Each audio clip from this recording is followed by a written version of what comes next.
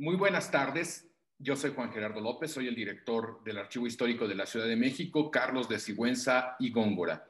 Y pues les doy la más cordial bienvenida a esta segunda sesión del encuentro virtual de archivos de la Ciudad de México, en donde hoy tenemos el honor de que nos acompañe Tsutsumatsin Soto, quien colabora en el área de acervos de la Cineteca Nacional desde el año 2012, o sea, tiene una experiencia de 8 años, por lo menos 9 ya casi, en los acervos de la Cineteca Nacional, los preciosos acervos, hay que decir, de la Cineteca Nacional. Ella se encarga de las colecciones videográficas, las iconográficas y las digitales. Es licenciada en estudios latinoamericanos y cuenta con un posgrado en gestión, preservación y difusión de colecciones fotográficas. Desde 2015 coordina el seminario Experiencias de Archivo. Así que bueno, pues será de verdad una sesión muy enriquecedora en la que pues le agradecemos muchísimo su participación a Tsutsumatsin, a la Cineteca Nacional, por supuesto, y a todos ustedes por formar parte de este encuentro virtual de archivos de la Ciudad de México. Vamos a darle la palabra a la compañera Tsutsumatsin Soto. Pues muchas gracias por esta invitación para participar en el encuentro de archivos que organiza pues este referente para la Ciudad de México, que es el Archivo de la Ciudad de México. Quisiera, además del agradecimiento por esta invitación, pues que sea también para encontrarnos con otros archivos. Yo pienso que a veces somos también diversas comunidades dentro de la práctica archivística y los archivos audiovisuales hemos mirado usualmente entre archivos audiovisuales, tal vez por su línea especializada, ¿no? Pero me da mucho gusto que podamos utilizar este espacio para compartir y hacer dialogar las colecciones y los fondos que resguardamos en estos espacios de memoria en los que trabajamos. La Cineteca Nacional es una institución pública federal que se creó el espacio en 1974, pero la ley que le dio sentido a una idea, a un espíritu, a una pasión de un grupo de personas, está desde finales de los 40. Digamos, este recuento lo hacemos ahora ya en el 2021, entonces estamos hablando pues de una idea que se germinó en muchos años y que ahora tiene pues un espacio reconocido para la preservación.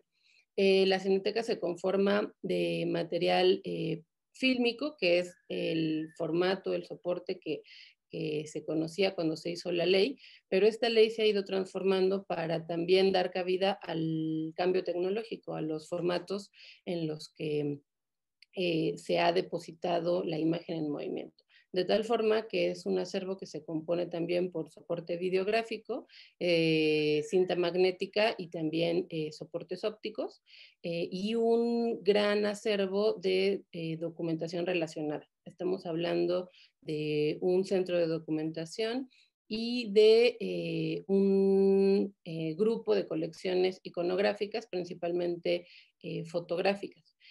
Tal vez para quienes nos escuchan desde la archivística institucional, estos materiales pues son, digamos, lo que por mucho tiempo se consideraba otros, ¿no? Otros acervos. La Cineteca tiene su acervo administrativo, ciertamente el acervo conformado por la propia práctica de la institución en sus diferentes áreas, que son la programación, la difusión y el área de acervo. Y el área de acervo se conforma por estos materiales recibidos por donación custodia después de 1982.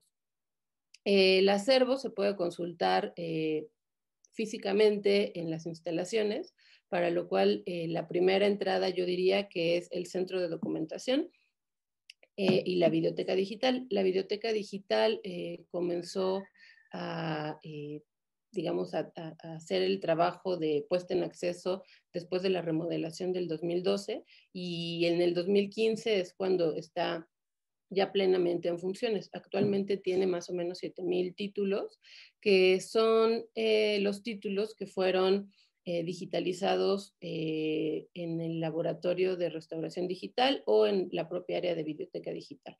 Este es un espacio que significó para los cinéfilos, los estudiantes, los investigadores y también para el público en general que no conocía los acervos. Un punto, digamos, preparado para la consulta. Antes ya había un espacio en el centro de documentación, pero eso implicaba tener que sacar de bóveda los materiales, sobre todo videográficos, y los fílmicos, pues las revisiones tendrían que ser solo si pasaban digamos, un análisis de justificación para no dañar los materiales. Entonces, este cambio pues es una apertura para nuevos ojos, ¿no? O sea, nosotros pensamos que tal vez quien esté haciendo una investigación ahora en este año, en este contexto, con un proceso de digitalización, pues va a generar nuevas preguntas que cuando esto no era posible, pues se podían haber visto limitadas, ¿no? Tanto desde la historia del cine, digamos, el más conocido, el más nombrado, el más relatado, que es el cine de ficción largometraje de la época de oro, realizada principalmente por hombres, a pasar a enriquecer las investigaciones con otro tipo de documentos y así diversificar también los relatos acerca de lo que significa la historia del cine mexicano. Quisiera también mencionar que la importancia de la conservación de estos materiales tiene que ver con la especialización del soporte, ¿no? Se requiere de un plan permanente de revisión, que es lo que hacen los compañeros de revisión e inspección fílmica, así como en la inspección videográfica y en un proceso también de preservación del Departamento de Preservación para el área de material iconográfico. Y es algo que también hacemos con los soportes digitales. Me ha tocado participar en este cambio de soporte.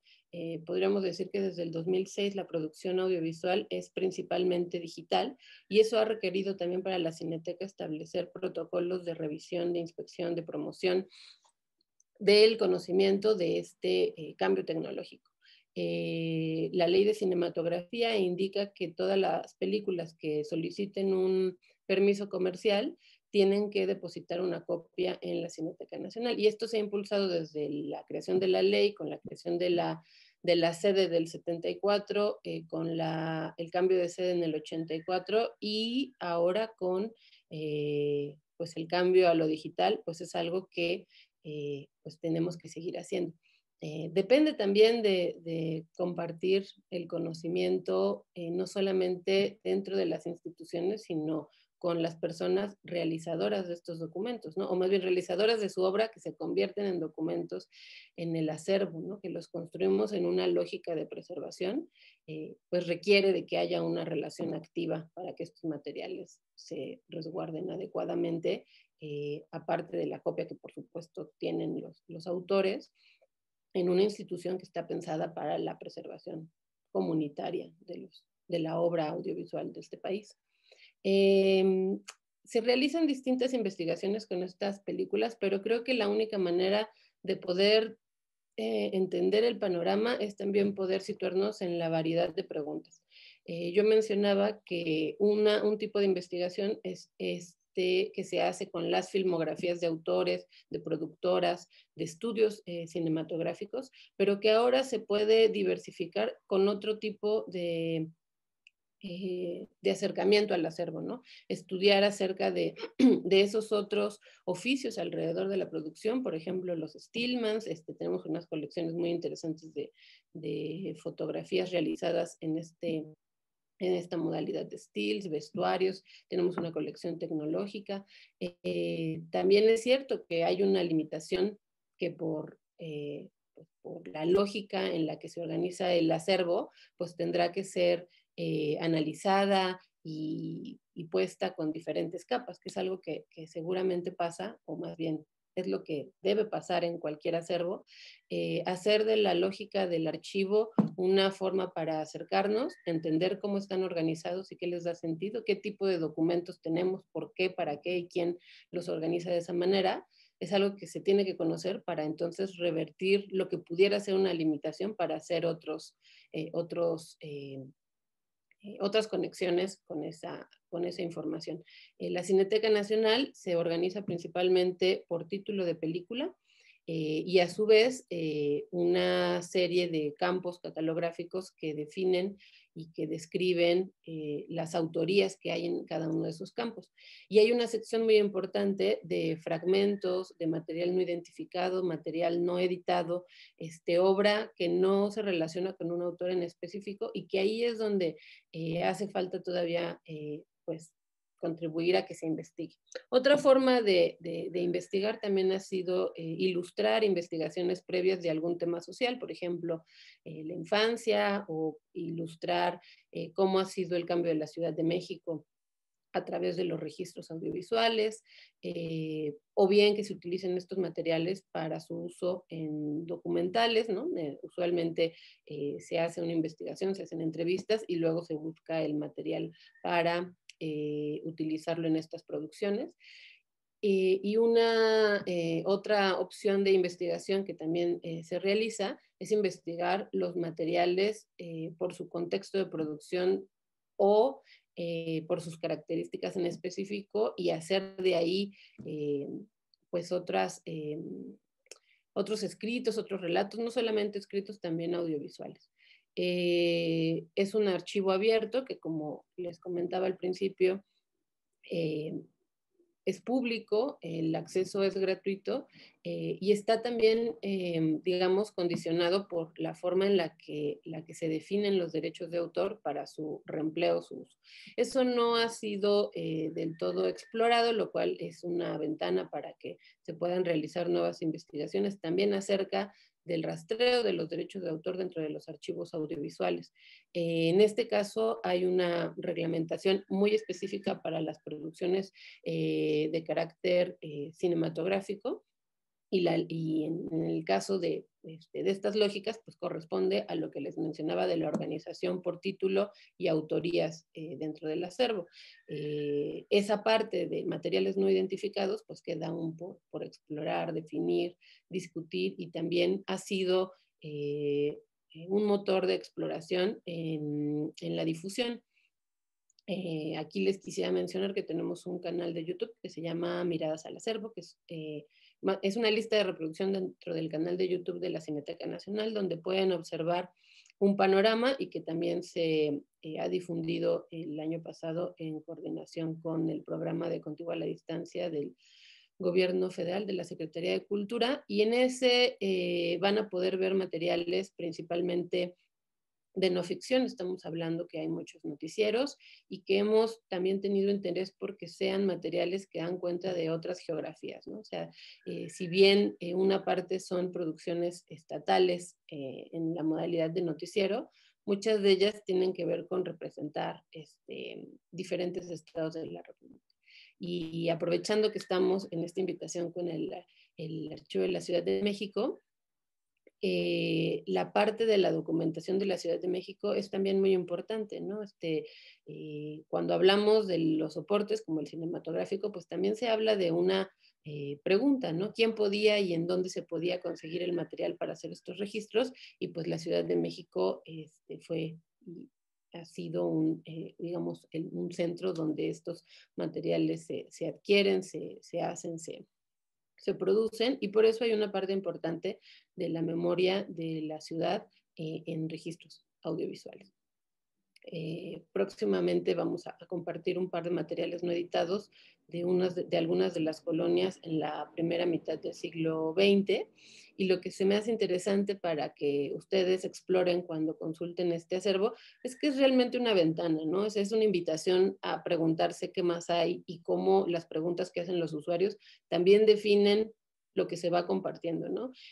Todos los archivos que se llaman públicos tienen ese espíritu, pero en la realidad se requiere de una experimentación del proceso de consulta para poder decir que que realmente es público, ¿no? No es natural hacer estas consultas o es algo con el que nazcamos, ¿no? O sea, nacemos con ese conocimiento de consultas, sino es algo que construimos y que diría aquí también como incidir en que haya también una ciudadanía con una perspectiva archivística que permita que estos archivos realmente sean públicos con sus preguntas, ¿no? Porque eso define y hace un equilibrio entre la organización y la férrea protección que hacemos para que los materiales duren el más tiempo posible, sabiendo que por su carácter orgánico van a desaparecer en algún momento. Entonces, el equilibrio entre saber y vivir con esa pérdida, en organizarlo y saber que los materiales van a estar ahí para que alguien más los consulte, pues también se verán